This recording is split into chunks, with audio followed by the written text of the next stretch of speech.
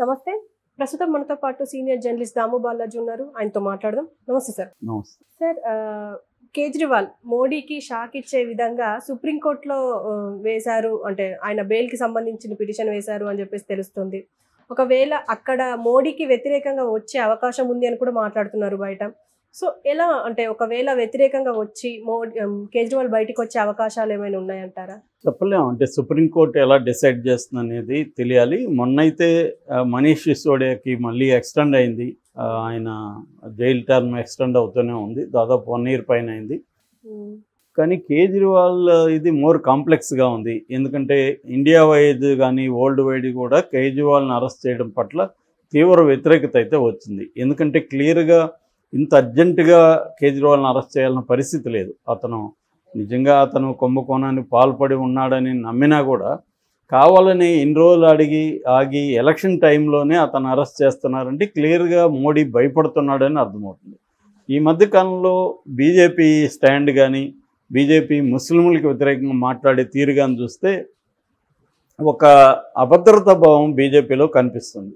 అదే నేషనల్ వైడ్గా కూడా బీజేపీని డీప్గా స్టడీ చేస్తున్న అనేక మంది వివిధ వర్గాల వివిధ రంగాల మేధావులు కూడా అదే విశ్లేషిస్తున్నారు. అంటే మోడీలో ఒక తెలియని భయం అయితే పెరిగింది, వ్యతిరేకత అనేక వర్గాల్లో ఉంది. ఇది ఎక్కడికి దారి తీస్తున్న భయం ఉంది. అందుకని హిందూ మతం మీదనే ఈసారి నమ్ముకున్నాడు. అంటే నిజానికి ఎకనామిక్ ఇష్యూస్, ప్రజల జీవన ప్రమాణాలు, ఆర్థిక భద్రత, తర్వాత ఉద్యోగాలు, తర్వాత సంక్షేమ పథకాలు, వాళ్ళు చెప్తున్న వికసిత భారత్ ఏదైతే ఉందో వికసిత భారత్లో ప్రధానంగా ఏంటంటే ఇంక్లూజివ్ ఎకనామిక్ గ్రోత్. ఇప్పటి వరకు ఆర్థిక అభివృద్ధిలో భాగం కాని సెక్షన్లన్నింటినీ భాగం చేయడం, అది ఒక లక్ష్యం. అట్లాగే ఎకనామిక్ డెవలప్మెంట్ ఆఫ్ ఇండియా, ఇప్పటి వరకు ప్రపంచంలో తీసుకుంటే ఇండియా 5వ ప్లేస్లో ఉంది ఆర్థిక వ్యవస్థలో. దీన్ని 3వ ప్లేస్కి ఇంకొక 5 ఏళ్లలో తీసుకురావాలనేది ఒక టార్గెట్. అంటే ప్రపంచంలో ఆల్రెడీ 3-4 ప్లేస్లో ఉన్న జపాన్ అండ్ జర్మనీ క్రైసిస్లోకి వెళ్తున్నాయి కాబట్టి మనం 3వ ప్లేస్కి వచ్చే అవకాశాలు కూడా లేకపోలేదు. సో అదొకటి. ఇంకొక పాయింట్ ఏంటంటే ఇన్ఫ్రాస్ట్రక్చర్ని ఇంకా బాగా అభివృద్ధి చేయడం. రోడ్లు వరకు కొంతవరకు చేయగలిగారు కానీ సరిపోవట్లేదు. అట్లాగే రైల్వేలను పెద్ద ఎత్తున ఆధునీకరించాలి. అట్లాగే వాటర్ వేస్ని పెంచాలి. ఇటువంటి ఇన్ఫ్రాస్ట్రక్చర్ డెవలప్మెంట్ అనేది పెద్ద ఎత్తున చేయాలి. ఇవన్నీ ఏంటంటే 2047కి టార్గెట్ పెట్టుకున్నారు. అప్పటికి మనకి స్వాతంత్రం వచ్చి 100 ఏళ్ళు అవుతుంది. సో 100 ఏళ్లలో ఏమేమి అభివృద్ధి ఉందని చెప్పడానికి, మేజర్ అభివృద్ధి అంతా కూడా బీజేపీ హయాంలో జరిగిందని చెప్పుకోవడానికి కూడా వీళ్ళు ఒక ప్లాన్ వేసుకున్నారు. సో ఈ ప్రజల ఆర్థిక కావచ్చు, సామాజిక కావచ్చు, ఓవరాల్గా ప్రజల ప్రమాణాలను పెంచడం. అట్లాగే యాస్పిరేషనల్ ఇండియా అంటారు. అంటే యూత్, మన దేశంలో యూత్ దాదాపు 50 కోట్ల మందికి పైన ఉన్నారు. సో వీళ్ళ కళల్ని నెరవేర్చడం. ఎందుకంటే అన్ఎంప్లాయ్మెంట్ రేట్ విపరీతంగా ఇండియాలో చాలా ఎక్కువ ఉందన్నమాట.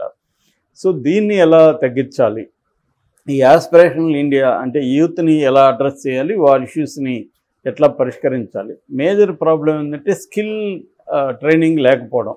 మనకి అన్ఎంప్లాయబుల్ యూత్ ఎక్కువైపోతున్నారు.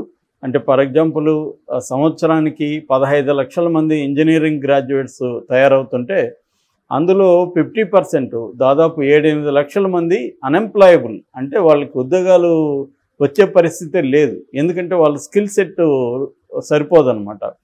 సో మొన్న ఒక స్టడీ ప్రకారం ఇంటర్నేషనల్ ఆస్ట్రేలియా లాంటి దేశాల స్టాండర్డ్, జర్మనీ, ఆస్ట్రేలియా చూసుకుంటే స్కిల్డ్ ట్రైనింగ్లో మన దేశం 147 ఏళ్ళు వెనక్కి ఉందంటారు. అంటే ఎవడికి ఏం పని రాదు. ప్లంబర్ అంటాడు, ఇంటికి వస్తాడు, వాడికి ప్లంబింగ్ రాదు. ఎలక్ట్రీషియన్ అంటాడు, ఎలక్ట్రీషియన్ రాదు. పెయింటర్ అంటాడు, పెయింటింగ్, ఏ వర్క్ ఎవడికి రాని వాళ్ళే తిరుగుతున్నారు మొత్తం వాళ్ళు. సో అంటే ఏంటి, ప్రాపర్ ట్రైనింగ్ లేదు. యూత్ ఉన్నారు కానీ యూత్కి ప్రాపర్ ట్రైనింగ్ లేదు. మనకి ఇప్పటికి కూడా అబద్ధాలు చెప్పి వీళ్ళు అబద్ధాల హామీలు ఇచ్చి నిరుద్యోగులకి మేము ఉద్యోగాలు ఇస్తాం, గవర్నమెంట్ ఉద్యోగాల మీద భ్రమ కలిగిస్తున్నారు తప్ప ఆయా రంగాల్లో వాళ్ళకి ట్రైనింగ్ ఇవ్వడం అనేది లేదు. నేను ఆ మధ్య ఒక ఎన్జిఓ తరఫున మధ్యప్రదేశ్ వెళ్తే అక్కడ ట్రైబల్స్ విపరీతంగా ఉన్నాయి. అక్కడ ట్రైబల్ డిస్ట్రిక్ట్స్ చాలా ఉన్నాయన్నమాట. ఆ ట్రైబల్ డిస్ట్రిక్ట్లో ఎడ్యుకేషన్ తక్కువ ఉంటుంది, 10th వరకు చదివిన వాళ్ళు చాలా తక్కువ ఉంటారు. అట్లాంటి వాళ్ళకి ఎక్కువగా డ్రైవర్స్గా వాళ్ళని ట్రైన్ చేయొచ్చు. ఫర్ ఎగ్జాంపుల్ మనకి ట్రక్ డ్రైవర్స్ 6 లక్షల మంది అవసరం. ఈ 6 లక్షల మందిలో ప్రధానంగా పెరు లాంటి దేశాల నుంచి వస్తున్నారు ఇప్పుడు. సో 6 లక్షల ఉద్యోగాలు రెడీగా ఉన్నాయి, మనుషులు రెడీగా ఉన్నారు. వీళ్ళకి కావాల్సిన ట్రైనింగ్, ఆ ట్రైనింగ్ ఇచ్చే పరిస్థితి కనిపించట్లేదు.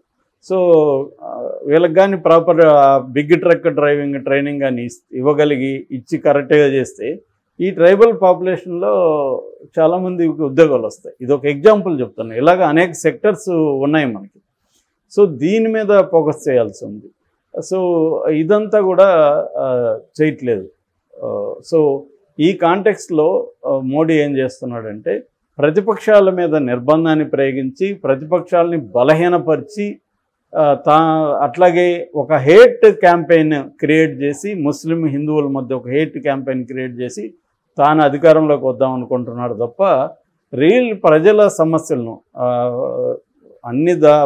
అన్ని నిత్యావసర ధరలు విపరీతంగా పెరిగిపోయినాయి. పెట్రోల్ డీజిల్ ఇంకా పెరిగే అవకాశం ఉంది. ఇప్పుడు ఎలక్షన్ కోసం వాళ్ళు పెంచకుండా వెయిట్ చేస్తున్నారు. సో అట్లాగే నిరుద్యోగ సమస్య ఉంది. ఇటువంటి సమస్యల్ని అడ్రస్ చేయకుండా ఒక పిక్చువస్ సమస్య, ఎవరికి కూడా హిందూ ముస్లిం సమస్య అనేది జీవన్మరణ సమస్య కాదు కదా. నేను హిందూ, నాకు తోటి ముస్లింతో నాకేమి ఇబ్బంది ఉంటుంది? ఏ రకమైన ఇబ్బంది లేదు. అతను పని చేసుకుంటాడు. ఇప్పుడు మన ఆఫీస్లో ముస్లిమ్స్ ఉన్నారు, హిందూస్ ఉన్నారు, క్రిస్టియన్స్ ఉన్నారు. ఎవరితో ఇబ్బందులు లేవు కదా. కానీ ఇబ్బందులు క్రియేట్ చేయడం ఎందుకు? సో అటువంటి ఒక ఇబ్బందులు క్రియేట్ చేసి ఒక హేట్ మాంగరింగ్ అంటారు, అటువంటి ఒక హేట్ క్రియేట్ చేయడం మీద ఫోకస్ చేస్తున్నాడంటే అతనికి కానీ లేకపోతే పార్టీకి కానీ ఒక భయం ఉంది. ఈ భయంలో నుంచే 2 ముఖ్యమంత్రిని జైల్లో పెట్టించారు. ఒకరు హేమంత్ సోరెన్ జార్ఖండ్ ముఖ్యమంత్రి, ఇంకొకరేమో కేజ్రీవాల్ జైల్లో పెట్టాల్సిన ఏ రకమైన అవసరం కనబడలేదు. అందుకని ఇప్పుడు కేజ్రీవాల్ ఏం చేశాడంటే సుప్రీంకోర్టులో పిటిషన్ వేశాడు. వీళ్ళు కావాలని నన్ను ఎలక్షన్ ముందు బంధించడం ద్వారా మా విన్నింగ్ అవకాశాలు, ఇండియా కూటమి విన్నింగ్ అవకాశాలను దెబ్బతీయడం కోసమే మోడీ చేశాడనేది సుప్రీంకోర్టులో తీసుకెళ్లారు. సో ఆయన వాదనలు ఏంటంటే వీళ్ళు నా దగ్గర వర్చువల్గా నన్ను ఇంటర్వ్యూలు విచారించవచ్చు, పత్రాల కోసం నాకు ఒక టీముని నా దగ్గరికి పంపించుండొచ్చు, నేను ఒక సీఎంగా ఉన్నాను కాబట్టి నేను అనేక పనులలో బిజీగా ఉంటాను.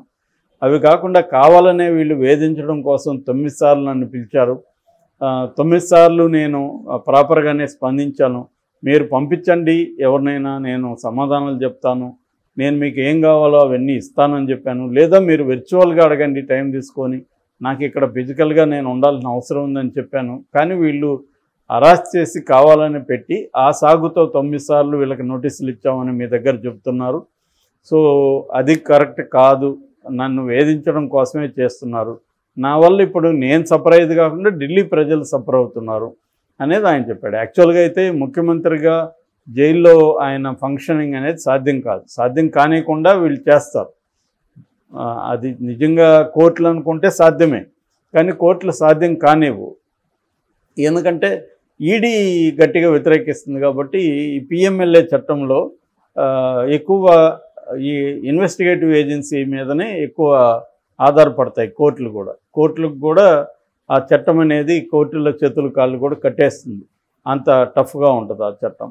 సో ఈ క్రమంలో కేజ్రీవాల్ ఇప్పుడు సుప్రీంకోర్టులో ఉంది. సుప్రీంకోర్టు అనేక రాడికల్ తీర్మానాల్ని, అనేక విప్లవాత్మక తీర్పుల్ని ఇచ్చింది గతంలో కూడా, ముఖ్యంగా డివై చంద్రచూడ్ ఆధ్వర్యంలో. మరి ఇటువంటి కేసు ఈడీ మీద విపరీతమైన కంప్లైంట్లు ఉన్నాయి ఆల్రెడీ కోర్టులలో. ఈడీ ఎందుకంటే ఓన్లీ ప్రత్యర్థుల మీదనే వెళ్తుంది అనేది అందరికి తెలిసిన సత్యమే. ప్రత్యర్థులు ఈ కేసులు ఉన్న వాళ్ళు కూడా బీజేపీలో చేరితే వాళ్ళు మిస్టర్ క్లీన్ అయిపోతున్నారు, మిస్సెస్ క్లీన్ అయిపోతున్నారు. సో ఈ కాంటెక్స్ట్లో కోర్టు కేజ్రీవాల్ తరఫున కానీ ఆదేశాలు ఇచ్చి అతన్ని విడుదల చేయమంటే మాత్రం ఎలక్షన్ ముందు అది పెద్ద ఇష్యూ అవుతుంది. బీజేపీకి ఆ రకంగా మోడీకి పెద్ద షాక్ అవుతుంది. మరి కోర్టు ఆ నిర్ణయం తీసుకుంటుందా? ఎలక్షన్ ముందు అటువంటి నిర్ణయం తీసుకుంటే మాత్రం ప్రపంచంలోనే ఇది ఒక పెద్ద వార్త అవుతుంది. ఎందుకంటే ప్రపంచం అంతా కూడా గమనిస్తూ ఉంది ఈ ఎన్నికల్ని. ఇది అతిపెద్ద ప్రజాస్వామిక ఎన్నికలు. దాదాపు 40 దేశాల్లో ఇప్పుడు ఎన్నికలు జరుగుతున్నాయి. అందులో ఇది అతిపెద్ద దేశం కాబట్టి గమనిస్తున్నారు. మరి మోడీకి షాక్ ఇస్తుందా లేదా అనేది మనం చూడాలి.